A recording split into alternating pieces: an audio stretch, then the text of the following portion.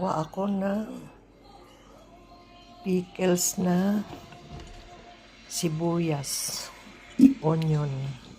Nagpakulo lang ako ng suka tsaka tubig. Kung ano yung dami ng tubig, yun din ang dami ng suka. Tapos nilagyan ko ng paminta, asukal, asin.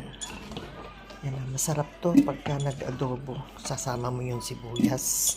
Masarap din sausawan. Kainin mo yung sibuyas.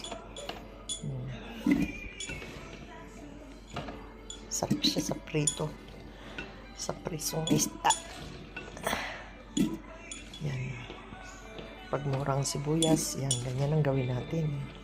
Para pag kailangan natin ng sibuyas, sa paksiw, sa adobo, sausawan, okay na.